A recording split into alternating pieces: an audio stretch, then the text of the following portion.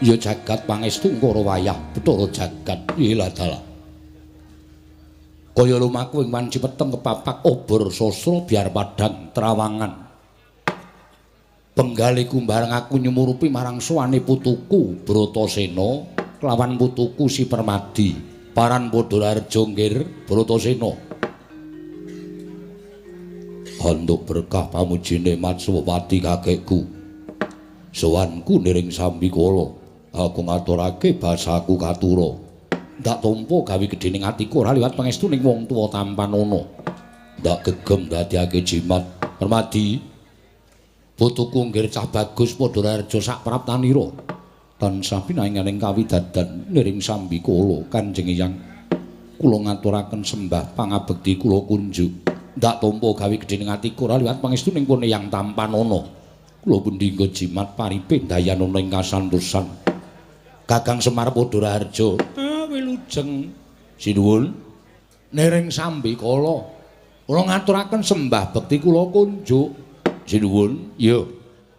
Kakang Semar ndak tampa. Ora liwat prayogakna nggonmu ngadhep ana ing ngarsaning ingsun. Sampun boten kirang prayogi. Anggen kula ngabiyantura ngersa maduka Gusti kula ingkang sinuwun ing Wirata. Bratasena. Matswapati kakekku apa? Permadi, kula wonten timbalaning ngadawu. Apa ta sababe? Dina samengko panjenengan ingsun utusan kelawan Patih Wirata, Patih Nirbita supaya angulari menyang endi papaning para Pandhawa. Sabab pawarta ingkang sumambung nganti tekan talinganing pun Hyang Wirata sakbubare. Ya kuwi nalika putuku Si Kunthi bakal nampa kanugrahan negara Ngastina. Banjur karemake ana ing kutha Pramanakati ana ing bali Sigala-gala. Nalika semana kabar ingkang sumebar warata saindenging jagat lamun Pandhawa sirna jroning kutha Pramanakati ana ing bali Gala-gala. Bebasan pepes bayu kang tapis kaya iso ora ana pangarep-arep. Tumuli aku utusan kelawan Patih Nirbita angulari menyang endi dununging para Pandhawa. Dene bejane sira putu-putu kalising Sambikala. Lan apa ta sababe dene sira ingsun timbali ana ing negara Wirata? Nggir.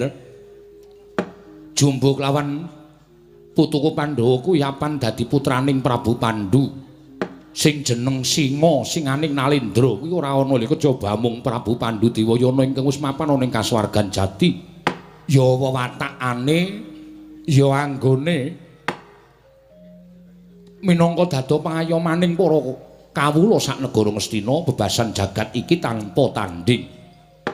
Mula wewatakaning bapakmu mau muga tumurun marang putu-putuku Pandhawa kabeh. Sira ngerti? Lamun dina samengko negara Ngastina wis ana calon Nalendra ing bakal gumanti kepraboning Si Dastarata. Ya sabab saka praduling Patih Suman ingkang ngandhakake yen to para Pandhawa wis tekaning pati. Wekasan Dastarata misuda kelawan atmajaning pambayun ya kuwi Si Kurupati minangka dadi Prabu Anom ingkang besuke bakal nglintir keprabone Si Dastarata. Mula tak jaluk para Pandhawa aja nganti padha mesgul atine. Aku ora kepengin nyumurupi marang turasing Begawan Wiyasa ing Saptawarga padha regejegan mung rebut kamukten negara Ngastina. Mula sing jeneng wong tuwa kaya wong atuwamu ing Wirata duwe pengangkah kepiye carane supaya putu-putuku ada padha regejegan merga mung rebut negara Ngastina. Sira ingsun timbali sayekti bakal sun paringi kanugrahan, sun paringi bebungah. Ora usah dadak ngucik keprabone Ngastina. Nanging tumrap wong tuwa kaya eyangmu ing Wirata iki, marem-mareme kuwi yen to mukti ngawibawa Nyakrawati mbau denda nanging sarana bebodra dhewe. Aja kowe ngarep-arep marang tinggalaning wong tuwa. Ya. Mula ngerti ya Bratasena. Wewengkon Wirata kene eneng bumi ingkang isih wujud alas gung liwang-liwung. Mongko gawat keliwat wingit kepati satu mara satu mati jalma mara keplayu. Bumi mau bakal ingsun paringake kelawan putu-putuku Pandhawa. kinarya liru kinarya ijo ing negara Ngastina Wanamarta kuwi mau babatana sawise sira babati nggonen mukti kelawan kadang-kadangmu kabeh aja nganti sira ngucik marang keprabaning Ngastina ingkang tan wurunga mung bakal dadi ajanging pasulayan kaya ngapa bombonge wong tuwa yen to muruh kananing putu-putuku padha tentrem ayem urip matsinamadan Pandhawa mukti Kurawane ya mukti kanthi cara mengkono jagat iki ora bakal kobar marang angkara murka Bratasena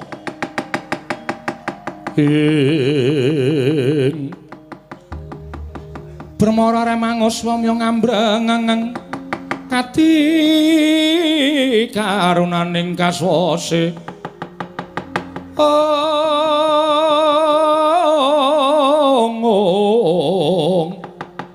Long lalu mangulati surya mangrang sang waya wah pancen ati-atiku mung bakal nanjihke karo Dastarata bapakku babakan negara Ngastina ora niat njaluk nanging mung kepengin ngelingake yen to biyen tau tati nampa welinge Pandhu bapakku ewadene kaya mengkono ngendikane Matswapati kakekku mula niatku karo Permadi tak wurungake yen to pancen Matswapati kakekku ora kepengin dumadining panca bakah antaraning Pandhawa lan Kurawa Matswapati kakekku ngiklasake wewengkon Wirata kang sinebut Wanamarta dadi kukupaning Pandhawa Bratasena ora bakal wegah mung nampa kang dadi dawuhe Matswapati kakekku ing Wirata. Semanten ugi kula Kanjeng Eyang. Menapa ing sampun paduka dawuhaken badhe kula candhi nggo jimat Hosek aja kesusu. Kowe tak jarwani ya Bratasena. Nadyan wis watara suwe nggonku dadi ratu ning negara Wirata wis puluhan taun. Nanging Blakasuta blakutang terus terang. Peranganing kutha Goro Karang Pradesan munggah ning Parden wis nate ingsun tekani nanging mung siji ingkang durung nate ingsun prapta ana ing papan kono ya kuwi sinebut Wanamarta ya wana ing kemerentani alas ingkang gawat kliwat wingit kepati sabab ujaring porake padha ngandhake aja komung jamak limrahing menungsa lumrah nadyan dewa wae ora ana ingkang wani mudhun ning Wanamarta mula yen to sira wis nampa peparinge yangmu ing Wirata Bratasena alas kuwi babatana resik ana monggo yen wis kelakon sira babati sira bebodra wujud negara kinarya mukti putu-putuku para Pandhawa yen pancen kaya ngono prastawa dawuh timbalane Matswapati kakekku aku nyuwun pamit dina iki uga aku bakal babat Wanamarta sira nyuwun apa Bratasena? Apa sira nyuwun wadyabala? Ora, aku ora butuh wadyabala. Kancaku ya mung Permadi. Merga sing bakal mukti ngawibawana ing Wanamarta aku sak sedulur. Yen to aku ngajak wadyabala Wirata tan wurunga mengko yen wis paripurna nggone babat. Padha klesak-klesik padha ngrasani karo Bratasena. Pandhawa isa mukti nang Wanamarta merga saka pambiyantu ning wadyabala Wirata aku wegah isa ya saka aku ora ya saka Bratasena apa kowe njaluk sangu Raja Brana Mas Picis gunane dienggo apa aku arep bakal mangkat babat ora ropian ora seneng mula ora ana gunane yakin aku sangu Raja Brana wujuding Brana Picis paringe Matswapati kakekku malah wiwit aku babat ing kono aku bakal nglakoni prihatin yen perlu ora mangan ora turu durung rampung nggonku nglakoni prihatin durung rampung nggonku babat Wanamarta wiladal jagat Dewa Bathara ya jagat Pangestu Ngkara wah pengawak waja saiki kowe tak tanting kowe nyuwun apa yen Raja Brana ora nyuwun wadyabala ora ngeparengake sira putuku Bratasena njaluk apa? Tak jaluk Matswapati kakekku. Wiwit dina iki aja nganti kowe nglakoni dahar sarta sari. Cegah dahar kelawan Indra supaya nyembuh kekuatan lahir batinku nggonku babat Wanamarta. Aja pati-pati kowe nglakoni dahar sarta sari yen durung krungu kabar Pandhawa kelakon babat Wanamarta. Kuwi ladal. Bratasena Matsowati kakekku piye? Bojo sesanti niskala pandungaku muga-muga lancar laku jantramu nggone Babat Wonomarta. Ora nemu walangan sewiji apa Kakang Semaraku titip Werkudara Bratasena lan sak kadang-kadangane nggone Babat Wonomarta. Nggih, kula nyuwun pamit sinuwun. Kanjeng Hyang kula nyuwun pamit sing ati-ati nggih.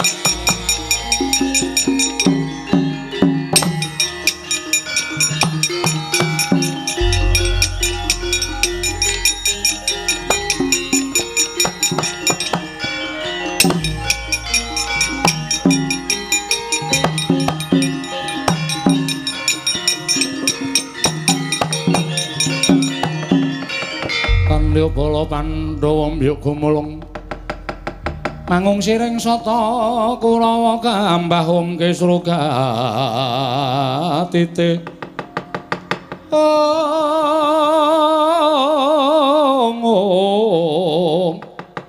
merut layut sagung praratu kadanging pun Kakang Yayi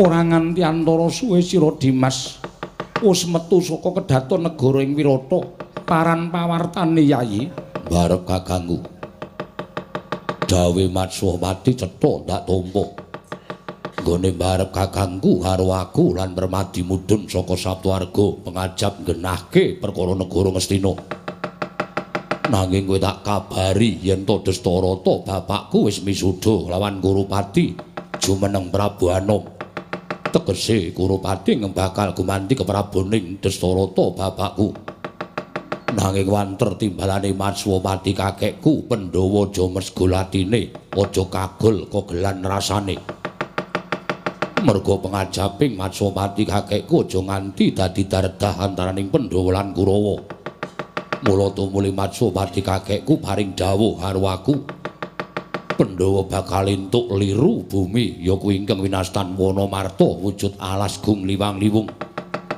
dadi sarana ijole negara Ngastina mula bareng kakangku bareng tak pitung bebasan rebut balung tanpa isi yen to awake dhewe nganti tekan negara Ngastina luwih-luwih aku ngamuk ana ing negara Ngastina bakal asor pocapane dadi rasananing para kawula dene turasing Begawan Wiyasa teka rebut negara Ngastina, rebut kamukten ora apa jeneng jejemberi marang asmaning kang nurunake.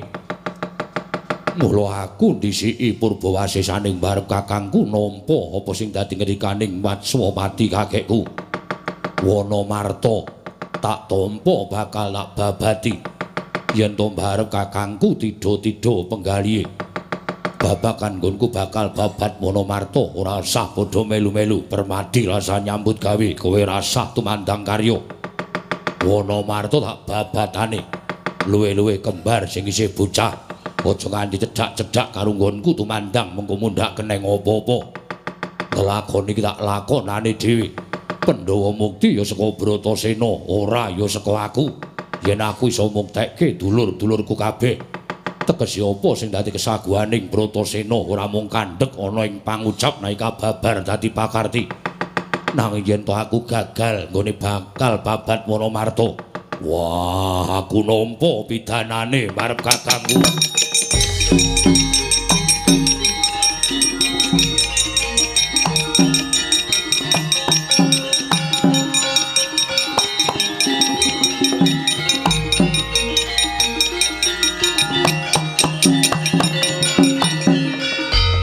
Kadanging pun Kakang Yayi, semono gedhening rasa sih tresnamu kelawan kadang-kadangmu. Ngelingipun Kakang kuwi ringkih ing samubarange.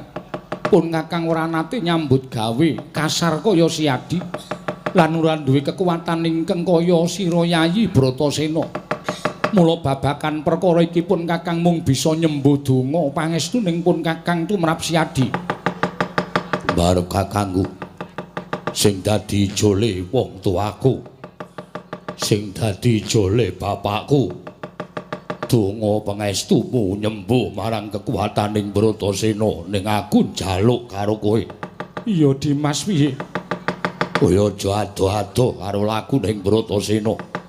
Merga yen ana apa-apa ana sing ngukup kuwandaning Bratasena ning tengahing alas Wonomarta. Dimas, pun Kakang ora bakal ado kelawan siadi nadyan kula mboten badhe tebi-tebi kaliyan Kakang Mas. Wah, aku titip nek kula Sediwa ya pinten tangsen. Aja nganti keblasuk jroning Wonomarta mundhak mengko nandhang kacintrakan wis tak lakonane tak babatane Wonomarta. Dimas sing ati-ati ya Yayi kadangipun Kakang.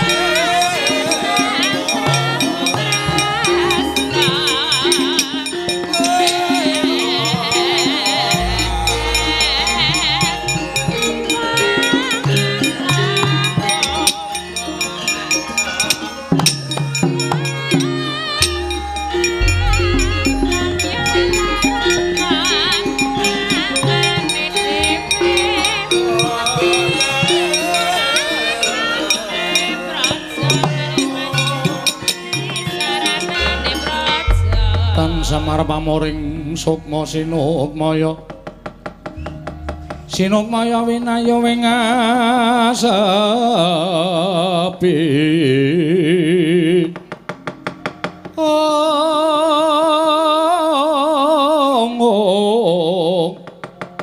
sumimpen telenging kalbu pambukaning warana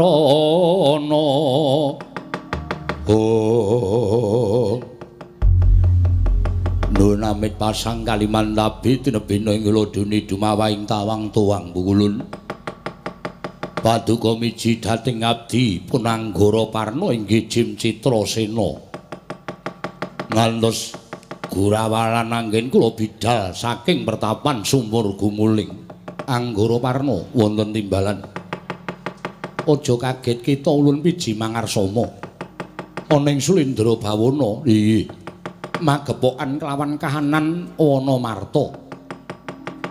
Wanamarta inggih negari Indraprastha. Kepara nyata ingkang kita aturake kelawan panjenengan ulun. Yekti kita kelingan nalika kita ulun dawuh supaya yasa negara ingkang winastan Indraprastha, negara kajiman mapan ana ing Wanamarta. Negara Indraprastha nalika semana ulun dawuh kelawan Jim Yudhistira sak kadang-kadeyan supaya madeg nalindraning bangsaning Jim miturut etunganing panjenengan ulun madeging negara Indraprastha wis ana 1000 taun bangsaning Jim gone mapan ana ing Wanamarta kepareng paduka paring dawuh kados mekaten mugi kepareng ambabarana dhateng ingkang abdipun Anggara Parna Citrasena wonten timbalan ngemban dawuh timbalaning Iwang Pikulun Jatimurti lamun negara Indraprastha ya Wanamarta wis titiwanci kababar kamanungsan tegesipun kados pundi ana titahing ubatara ingkang bakal nampa kanugrahan gedhe kang aran negara Indraprastha wonten ingkang tinuding dening Sang Hyang Jagat Giri Pratingkah tanana liya kejaba amung wayah ulun para Pandhawa ya pancen mengkono nembe sak menika kula mangertosi ingkang winastan para Pandhawa dene apa ta wigatine dene kita ulun piji Anggara Parna dina samengko wis titiwanci negara Indraprastha kababar kamanungsan wonten ingkang kudu nampa kanugrahan ya kuwi mung para Pandhawa gandeng kita kuwi minangka bangsaning Jim monggo kami tuwaning bangsaning Jim nalika semana kita ulun paringi pusaka pengapesaning bangsaning Jim 1 Lisah Pranawa 2 Watu Timpuru angka 3 Oyot Bayura katelune minangka dadi pengapesaning bangsaning Jim katelu pusaka mau tumuli paringna marang para Pandhawa kados pundi anggen kula saged mangertosi para Pandhawa jernaminipun Pandhawa kemawon kula nembe mireng sak menika titikane kita leledang ana ing sak dhuwuring Wanamarta. Lamun kita weruh satriya ingkang kadherekake Perpat Panakawan, catur cacahe ingkang ragane sarwa kuciwa, ya kuwi ingkang winastan panengahing Pandhawa. Pusaka paringna marang Wayah Ulun kang aran Raden Permadi. Iku ingkang sayekti bakal kuwat nampa kanugrahan saka ulun wujuding pusaka pengapesaning bangsaning Jim mekaten. Sawise kita maringi pusaka 3 Blabarana mungguh sejatine Wanamarta lan critakna mungguh sejatine negara Indraprastha dene Pandhawa kewajiban nampa kanugrahan ingkang kaya mengkono sabab Pustinuku kanthi laku prihatin wiwit Pandhawa kuncung nganti gelung wiwit Pandhawa jabang nganti claprang wis dilakoni kanthi laku tapa brata mula sak traju sak bobot yen to Pandhawa nampa kanugrahan saka Sang Hyang Jagat Jatimurti wujuding negara Indraprastha Jim Anggara Parna ing palugon laguning lekas lukita linuting kidung kadung kadereng momong memangun manah rayu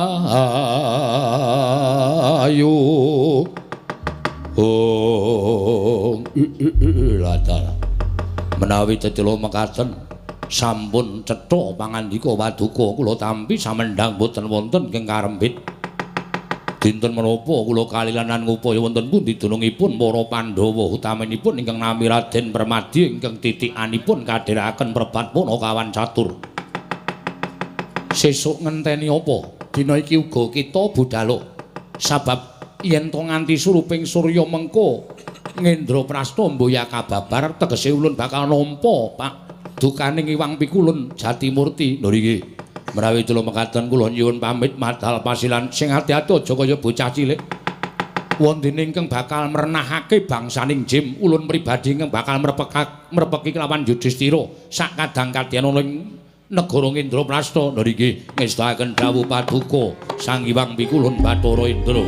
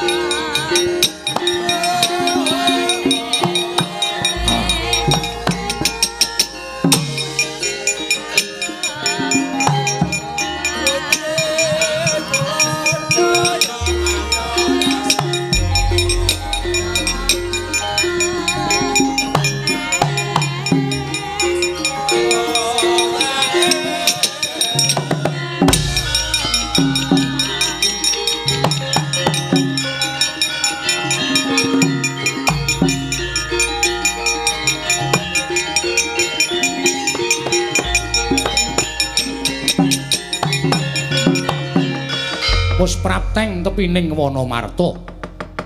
Nggih Sang Bratasena nalika semanten ginakaken daya kekuwatanipun Aji Bandung Bandawasa wungkal bener.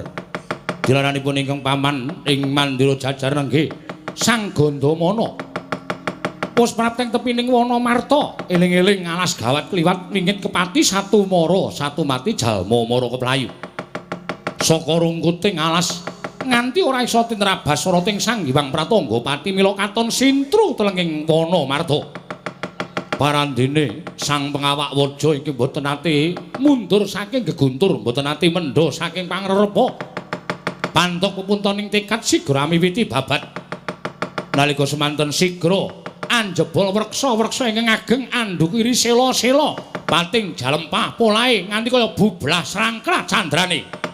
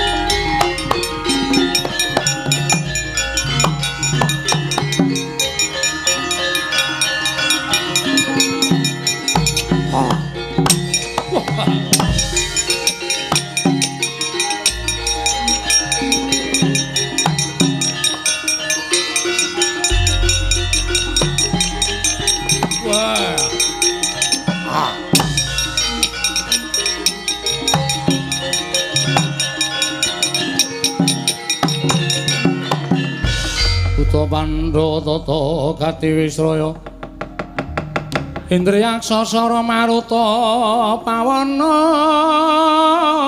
bana margana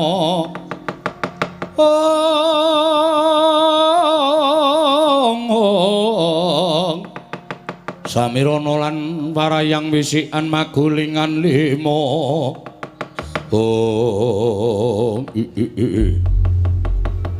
Iki ora pangling jimdam darat inggih Gusti Pati melayu-melayu sifat kuping sajak kaya kami gilan neneng apa mugi andadosna ing kawuningan Gusti Pati nalika semanten kula jagi wonten tapel wates negari ing Indraprasta inggih Wonomarta mboten ngertosangkan paranipun wonten satunggiling makhluk ingkang wujud jalma menungsa piyayinipun gagah pideksa gudhek wok simbar jojo teka wantun ngrisak pepasrening Wonomarta inggih Indraprasta tata lair ngrubuhaken wreksa ingkang ageng dukiri sila ingkang ageng nanging batos menika menawi dipun priksani mawi tata batin piyambakipun ngrisak pepasrening Wonomarta wujud candhi tuwin beteng pepasrening praja Indraprasta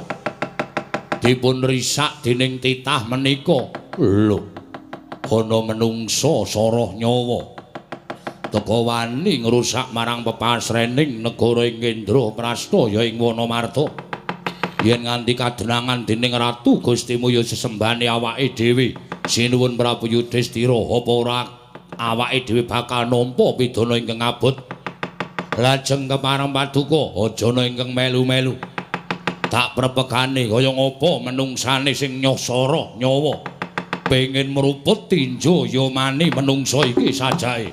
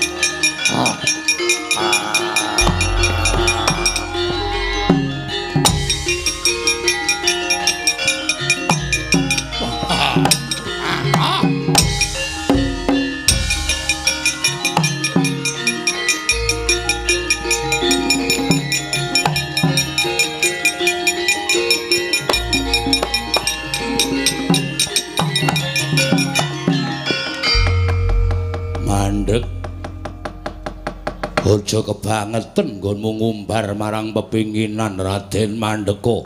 Wah.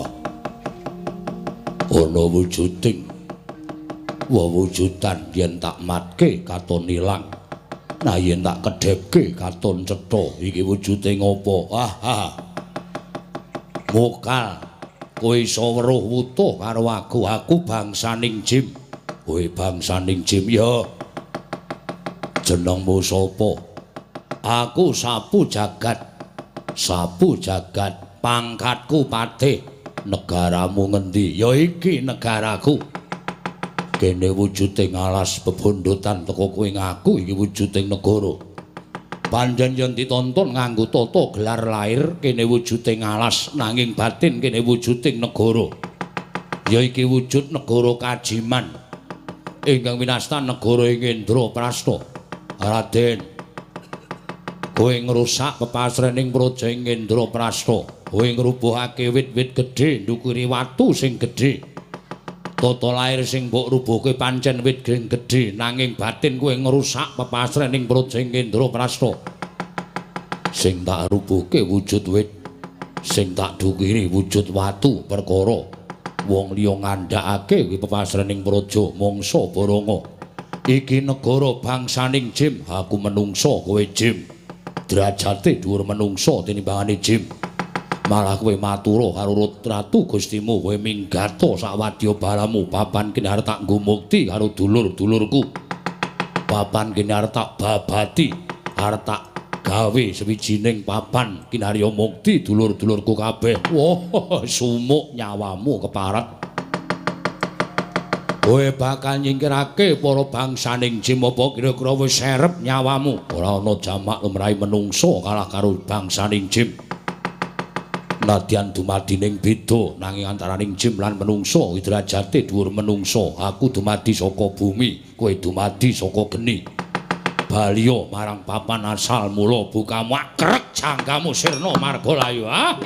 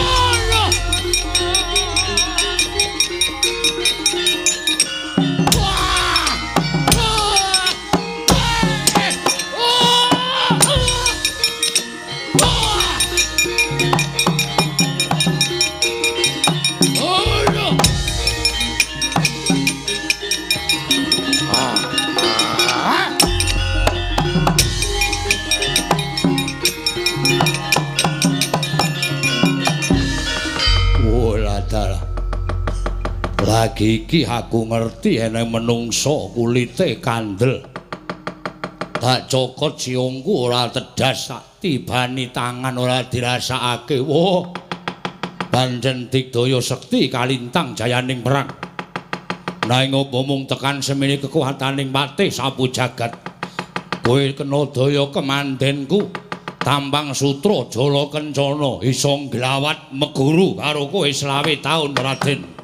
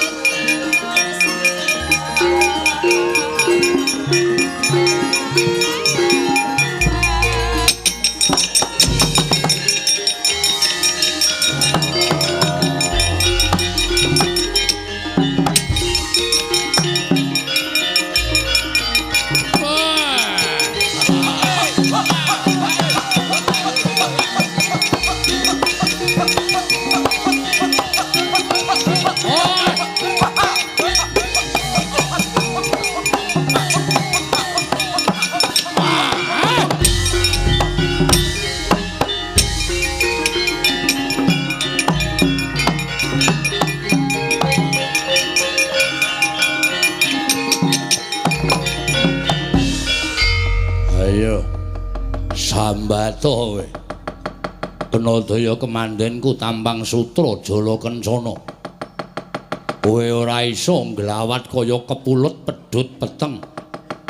Kowe saya kepingin nuwal saya kenceng nggone mulut pedhut peteng. Suwe-suwe kowe ora iso ambegan kowe mesti tekaning pati. Ayo Sambata kowe Raden. Wah. Permati. Kaya jatuh-atuh saka aku Puntadewa kakangku. Wah, awakku ora iso diobahke. Saben budidaya obah. Wah, saya kenceng. Kaya ana sing naleni karo awakku Permati. Wah, Puntadewa aku nang kene arep mati Puntadewa.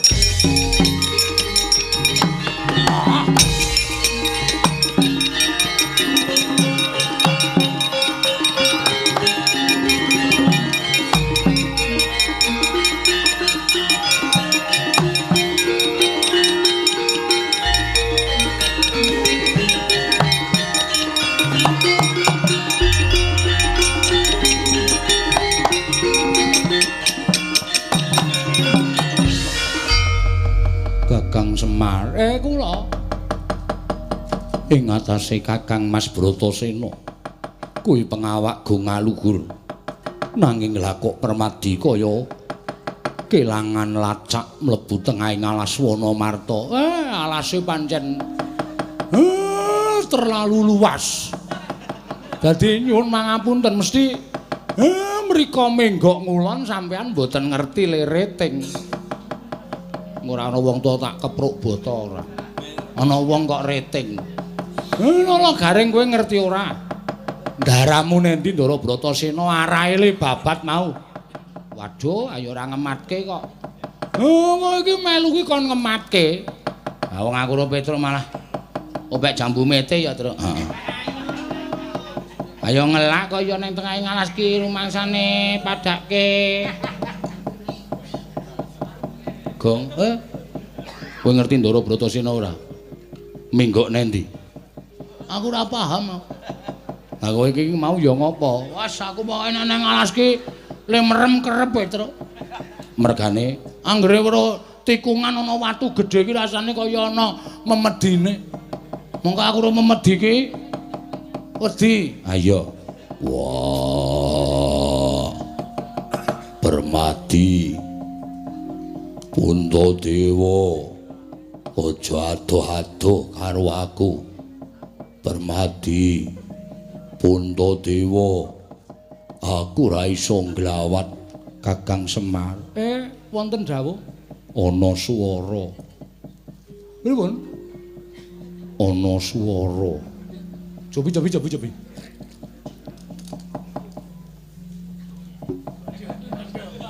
ngopo tangan.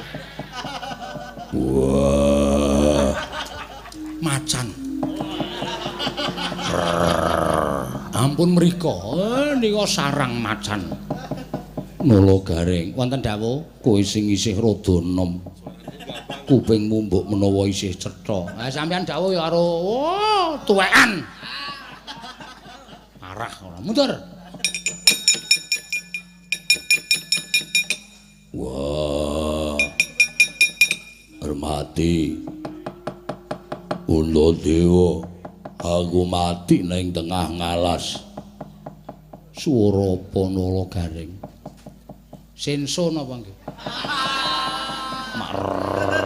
paling Ndara Bratasena kang raka nyilih senso kesel terus linegor ngangge senso Petruk nun rene kupingmu sing rada apik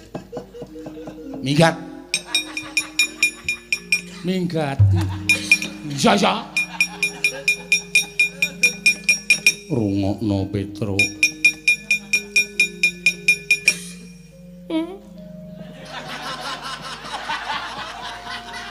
sekegrika Ndara ora unine piye matur ngoten sik tak goleki sing areng guyu sapa iki sing areng guyu ayo Cengelmu. Oh, ora ganggu iki lagi ngrungokke swara. Tatut-tatut. Kok kan jambu mete. Permati. Aku tulungono. Undhadewa. Aku tulungono. Mboten nonton niku. Minggat, urung dikon, Gong, urung dikon. Mesti aku terakhir kok. Oh iya. Minggat. Nek ora aku wis ora. Wah, Permati. Undhadewa. Aku tulungono. Oh, goleki Sarmati. Oh, Sarmati. Iki kurang dawa. Ngoten niku. Sampeyan ra jijik napa kena idu kula? Lambe kok dobok-obok. Kowe iki wong sing ngeyel dhewe ning nek ora ana kowe rasane cemplang. Betul. Rungokno, rada cedhak kono. Wah. Permati. Undhadewa aku ora iso ambegan. Terus? Dilokno kae kok ora bali-bali kok. Ngandel ora. Ngapae? Kowe iki ngrungokke swara kok micak tetengok nang ngisor wit. Silir. Sudah krungu ora? Urung. Aku iki mung micak wae ora turu kok dipeng-pengke ora. Wah, Permati. Permati aku tulungono Puntadewa. Aduh, ketiwasan Raden. Ono apa, Bagong? Sik kula balenane. Ae ra ngentek-entekke wektu ae nek. Truk. Kene aku dipunci. Ngopo dipunci? Men suarane cetha. Ya. Ayo oke sik. Yo. Oh. Wah, botenan kowe, Gong. Heeh. Wis dirungokke. Wah. Permati. Oh ya ora kurang ajar ngono iki. Dipunji kakane kok ngentut iki lho. Ketrucut e lho. Ha gulumu keciliken lha ku mbegagah ki kaya kurang ngombo. Wis krungu ora kok. Waduh. Ndara Bratasena suarane, Truk. Sajake Matur Ndara Permati. Ayo yo.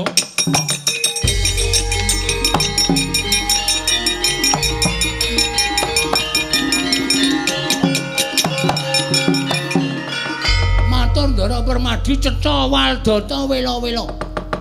Menawi ingkang sambat-sambat menika mboten sanes kejawi namung ingkang raka. Kakang Mas. Nggih, Kakang Mas. Sing Kakang Mas aku wae.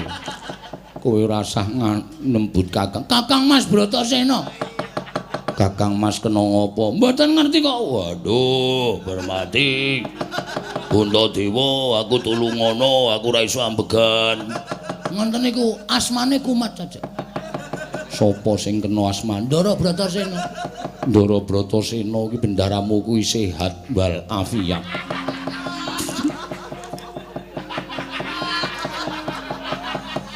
Kok ngunekke kena asman? Mane mboten kena napa-napa, mesti katriwandan teng jero ngalas, yakin kula mboten pripun-pripun.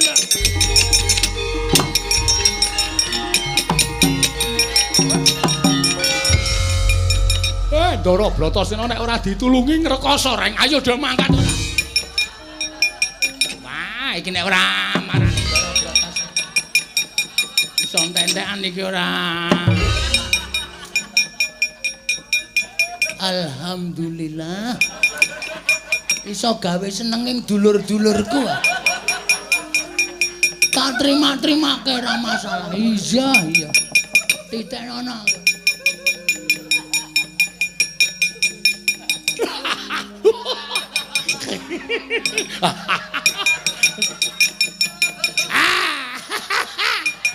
Wis suwe lah aku nginceng ngantil ndase Bagong. Aku ya iya. Aku mangkel bola-bali nek nyeluk bapakne marmir. Loro atiku, aku seneng yo. Bagong nek bojoku memen iki le ngindik. Terus-terusan. Asine aku ora trima guajul sirahe. Puas. Aku ya puas. Wis ben. Udah kaya ngono ta. Tak indik saka dhuwur. Aku wis ngerti le do ngrasani aku. Aku do tekan ati le do dendam karo aku. Oke, ora masalah.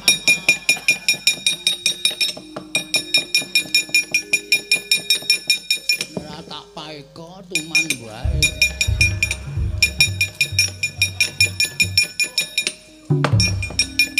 Tutupi dong jati. Buka sik.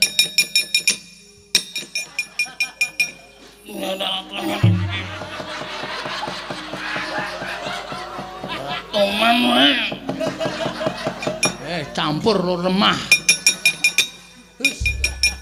Tutupi dong jati kaya purwuri lemah. Mesti ora weruh. Kapokmu kapan? Puas rasane ngati. Wah, can wong ya ra. Ora nganu ngene iki ora.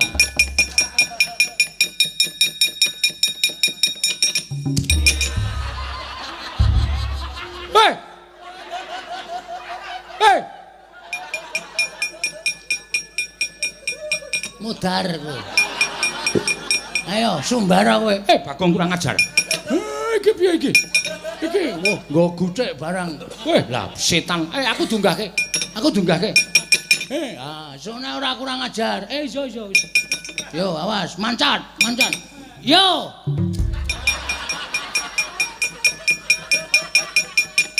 Minggir mancat pinggir. Yo.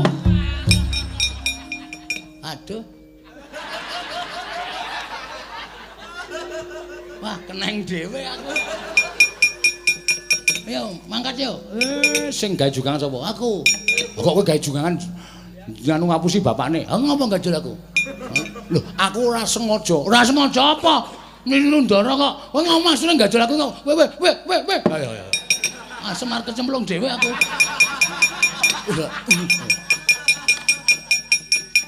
Ayo gek nuntuti Ndara Janaka. Ayo, Semar iki sok senengane ngejak gojek.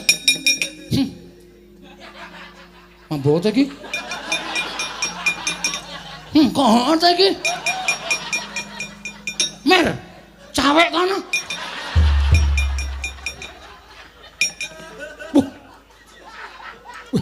Aku penyakitan po ya. Ora krasa kok dadi metu dhewe. Dar. Kowe to kok. Tak apusi nang jugangan kae to. Oh, kowe gawe jugangan po. Heeh. Endi kae kono? Wo, lah ngisore tok kono. Eman karang aku sok ora susale kok. Weh, gak.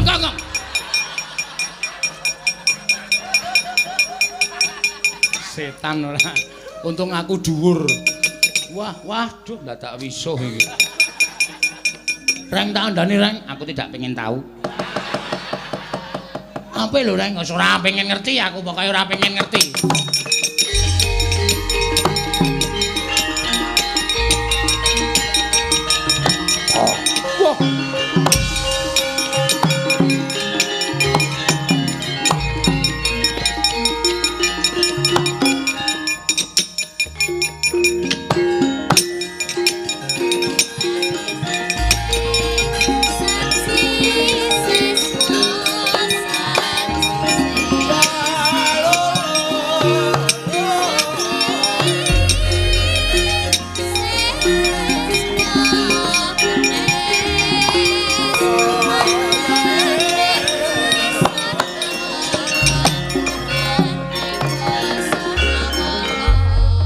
Mara Sang Arjuna ismunya kang kamanungsan kasrepanting kaing mungsune ran padha kadang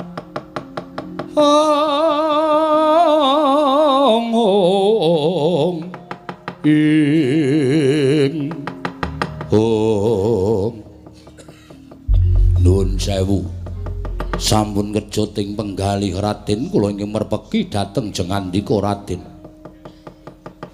Ana sawijining brahmana yaksa ingkang merpeki kelawan laku ning Permati. Nggih, dipun tempangaken kula menika brahmana saking pertapan sumur gumuling dene kula menika bangsanipun Jim, namung kula madheg pandhita. Wonten ingkang sudi mestani dhateng kula pun Anggara Parna inggih Citrasena. Anggara Parna. Ya Citrasena. Inggih. Wigatine apa? Nyuwun pangapunten.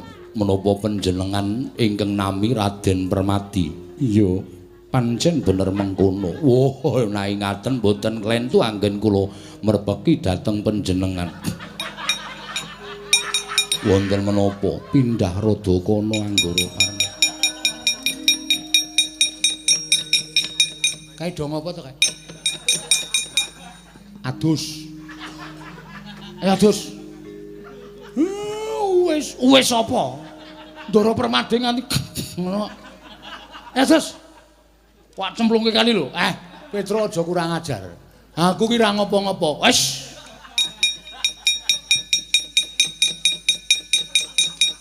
Yuk mandi yuk. Ayo. Ayo mandi. Mengko tak kosoki wis. Ayo. Iki edan. Karo wong tuwa nggo dolanan. Mambu lho mer asli aku aja cedak-cedak kowe. Gilani tenan.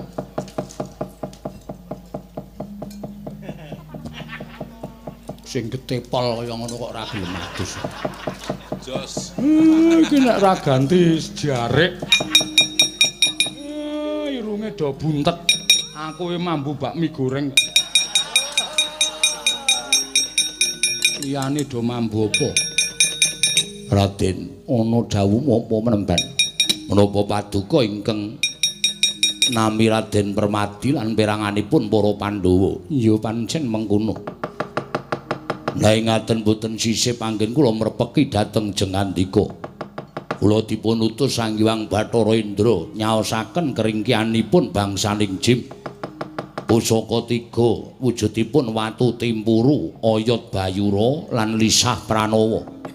Menapa to sababipun dene jengandika kaparingan kanugrahan amargi ingkang raka nedeng babat Wanamarta lan mugi andadosna ing kawuningan.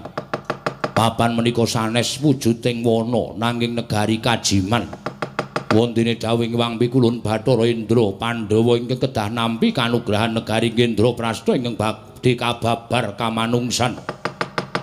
Mila kula aturi sumusul ingkang raka menawi perlu sedaya Pandhawa gangsal jangkep nasak telenging Wanamarta.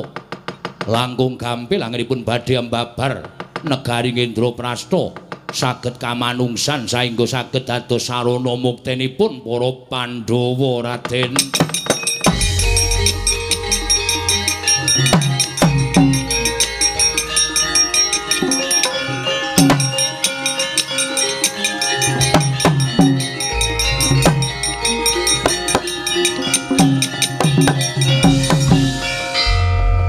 Menika wujudipun watu timpuru, wujudipun lisah pranawa lan oyot bayura.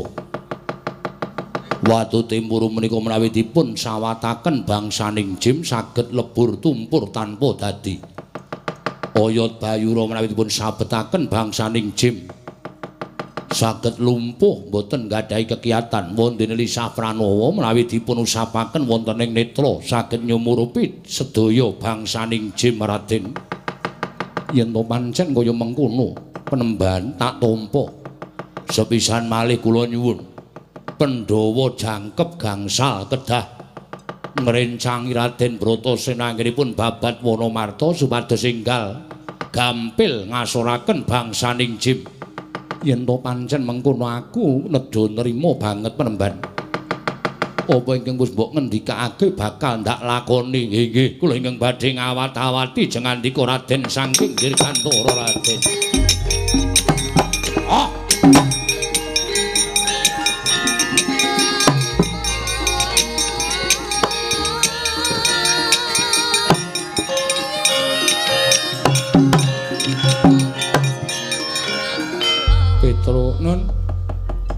Mlayu ingkang banter. Kakang Mas Puntadewa ingkang mapan ana ing pepungkuran gendongen tindak mrene klebu adiku Pinten Tangsen. Gendongen tindak mrene Petro. Saniki iya. Sebabe ana wigati ingkang bakal ndaturake Kakang Mas. Oh nggih. Ngestaken dawuh. Nyuwun pamit dinten sak mangke bidal. Iya, Petro Panakawan. Rikat ngawon gitu lho. Iya, Panakawan. Nggih, ngestaken dawuh.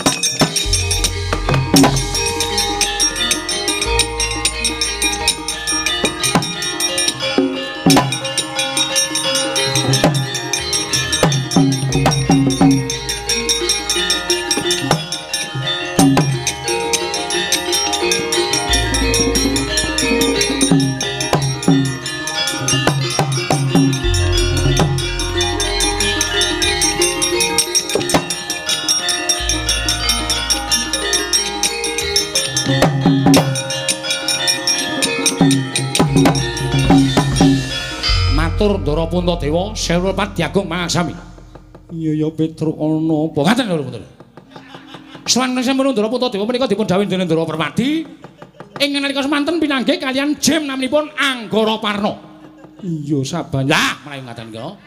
Tumunten dinten samangke Ndara Puntadewa menika dipun dawuh supados enggal dipun gelak lampahipun tindak wonten lebeting Wonoparta. Lan kula dipun utus Ndara Puntadewa supados anggendhong Ndara Permadi. Tru, kuwalik. Ora usah kesusu. Diutus Ndara Permadi nggendhong Ndara Puntadewa. Ralat. Kula dipun utus Ndara Permadi nggendhong Ndara Puntadewa. Aku arep tok gendhong nggih. Lah adikku loro menika dados kewajibanipun Bagong. Ngapa? Aku ki mengetutke. Kowe abdine sapa? Abdine Pandhawa. Ndara gendhong Ndara Pinten Tangsen ora gelem ki.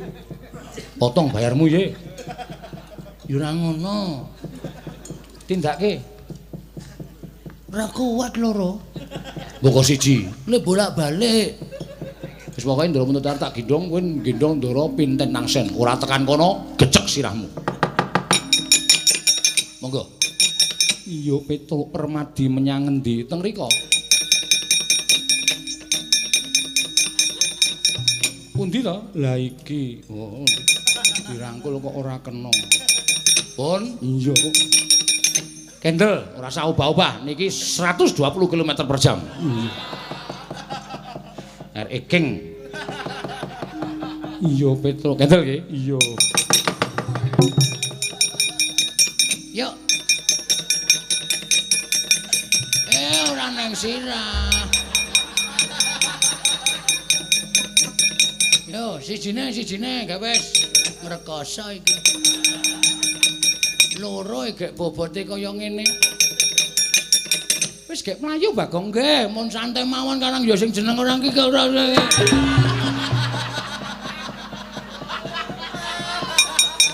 Wah, ngrekoso yo. Yo. Waduh. Wis alon-alon mawon. Mengko ketinggalan Kakang Mas, ketinggalan mboten napa-napa.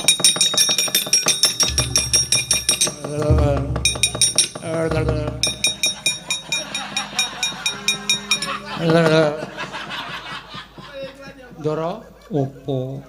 Sing aweh lambeku.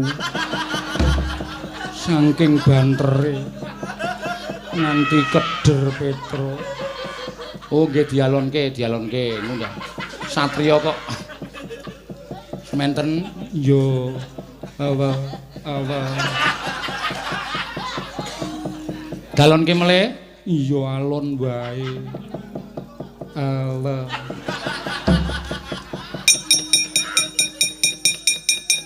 Tak madhep rono Petro. Cangkemku kena angin. Keder kabeh. Wau sampean limapan yo anjur madhep rono kok yo. Siap? Iya Petro. 150 km per jam.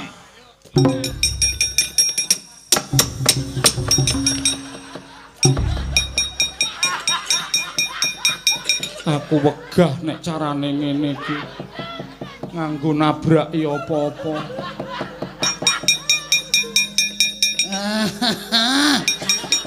Iki ora maju-maju. Abot ngarep. Wis kendel teng mriki. Ngrekoso tenan.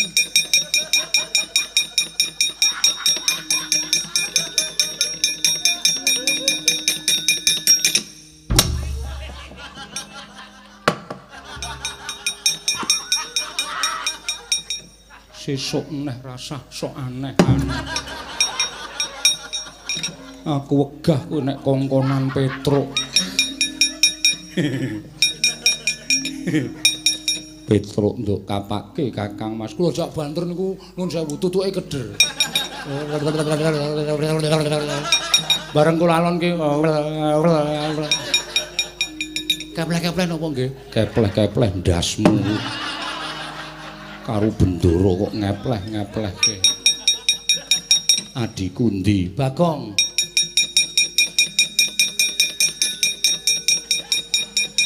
Mandap. Ah. Terus mundur. Oh iya. Aku wis nang kene. Mundur iki selabot. Iya, iya.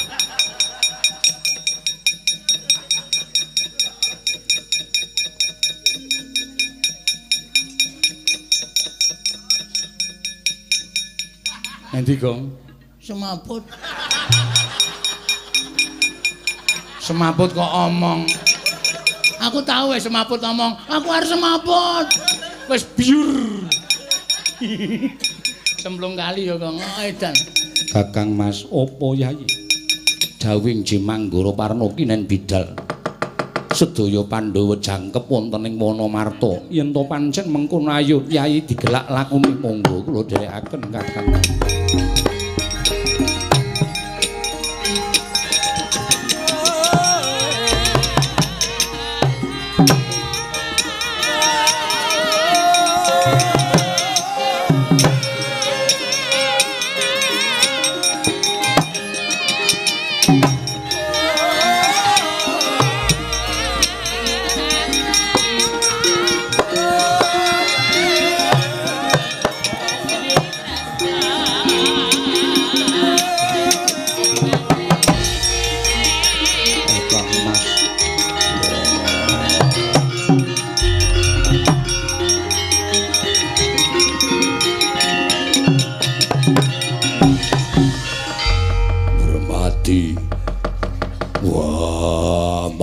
Aku bermati.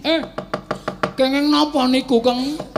Raka kenging napa, Ndara? Aku dhewe ora ngerti. Lho niku Kang Raka kenging napa, Ndara? Apa Petruk? Kang Raka. Petruk iki pancen nek njaluk apa-apa kok bahasane wangun. Wah, Petruk. Nun. Awakku kena kaya ngene iki nek dienggo glawat. Aku pengen budidaya metu saya kenceng. Kenapa ya, Gong? Ngerti aku. Gus, apa Petro? Pangandikaning Begawan Anggara Parna dibuktekke. Buktine sranane apa? Lho, oyot Bayura digunakake. Sabet oyot Bayura. Iya, Panakawan.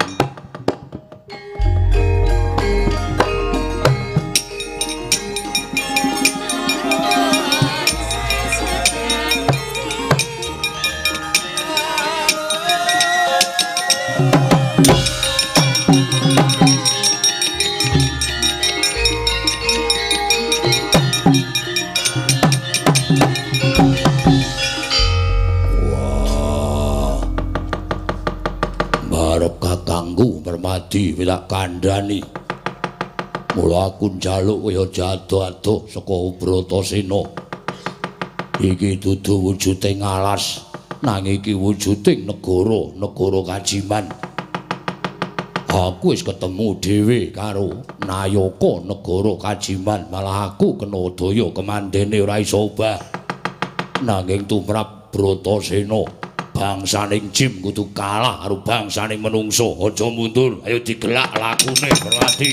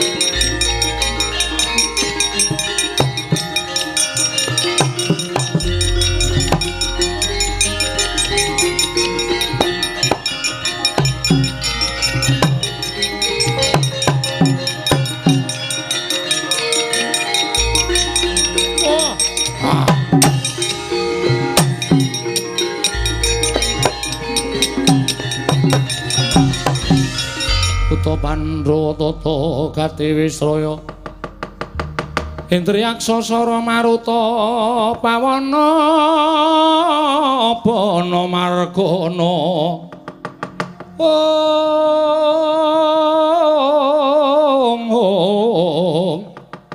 Samirana lan Warayang Misikan Magulingan 5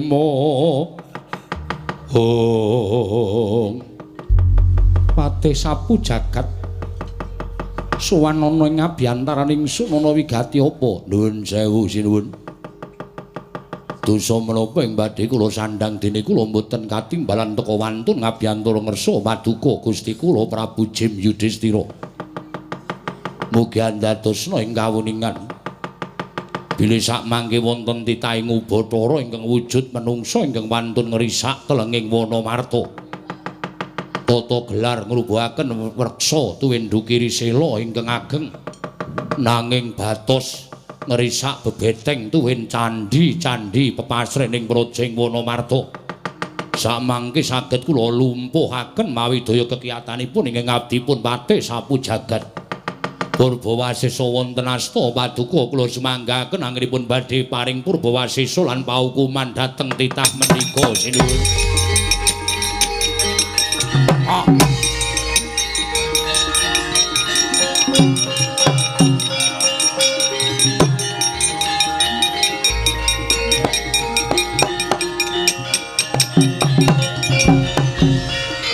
Dandun Wacana Yudhistira kakang kuwi Danang Jaya wonten timbalaning Adawa Tripala Dama Granti wonten timbalan Koko Prabu iya wonten timbalan Koko Prabu ana titah ingkang mulang sarak wani nerajang marang wewaler iki bumi kamardikaning bangsaning Jim teka ana titah wujuding menungsa ingkang wantun wani ngrusak marang pepasrening negara ing Indraprastha wis umuk nyawane kepingin tinju marang kayiwanganing Bathara Yama Dipati. Ayo Yayi, digelak lakune menungsa kudu pinatrapan pidana sak traju sak bobot kelawan keluputane Yayi.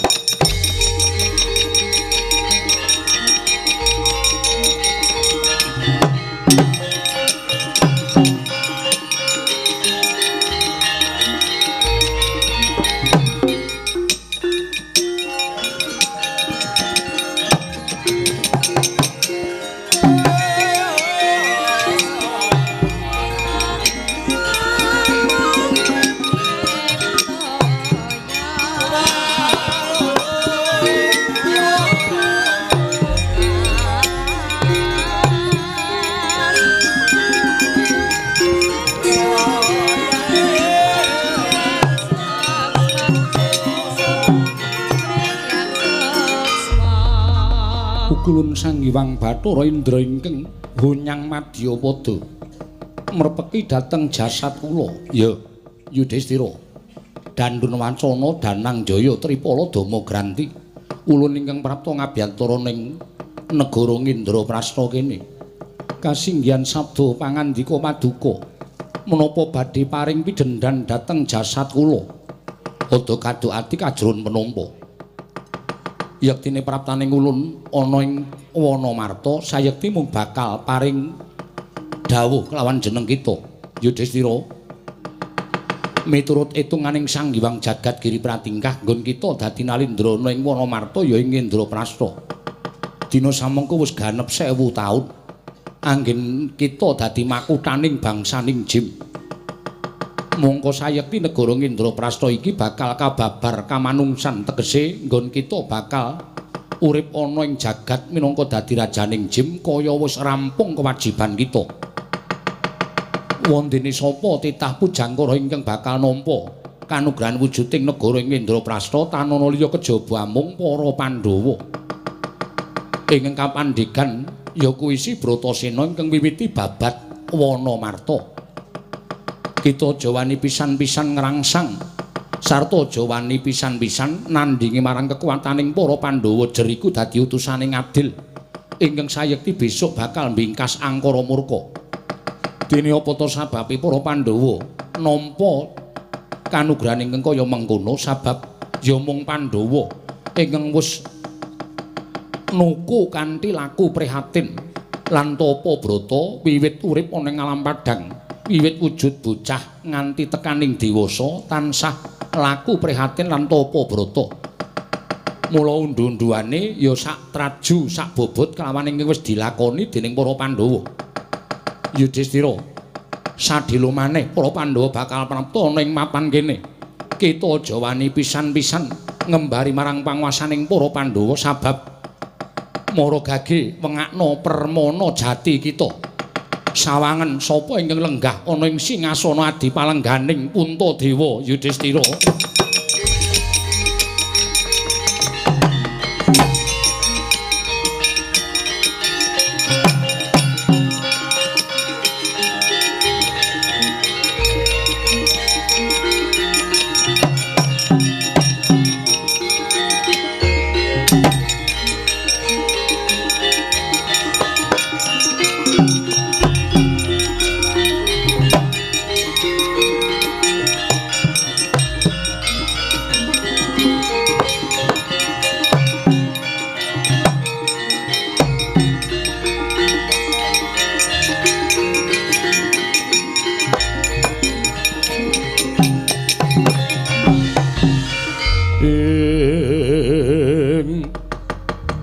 Katriku mulung mangrempak ing wadya karsa kurore kagiri-giri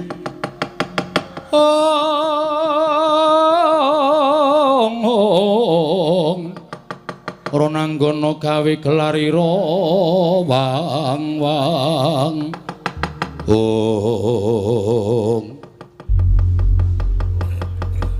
Bratasena ana wewujudan ingkang ndak pespadake Catkarton Catora. Mbok menawa iki bangsaning jim ing mapan wonten telenging Wanamarta. Padha karo wujudan sing nalika semono. Nani bani arwaku wujuding daya kemanden. Wah, sawang Catkarton Catora. Nuwun sewu sinuwun. Dipun tepangaken kula menika pun Yudhistira.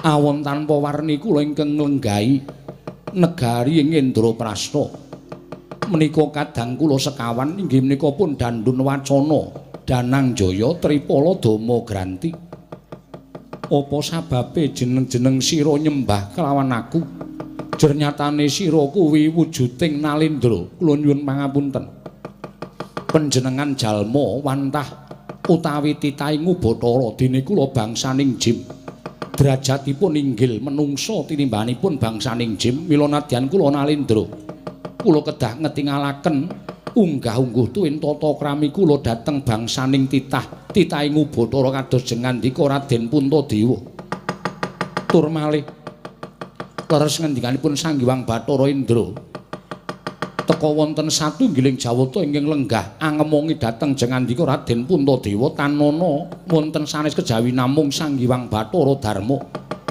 Pukulun sak mangke kula namung pasrah bongkokan.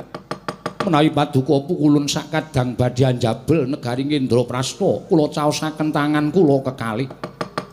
Namung mugi andadosna ing kawuningan negari ing Indraprastha menika pinirang dados gangsal cacahipun.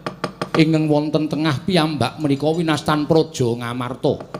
Wonten ingkang wonten iring kilen menika winastan kasatriyan nunggul pawenang ya ing Jodipati menika papanipun kadang kula pun Dandun Wacana.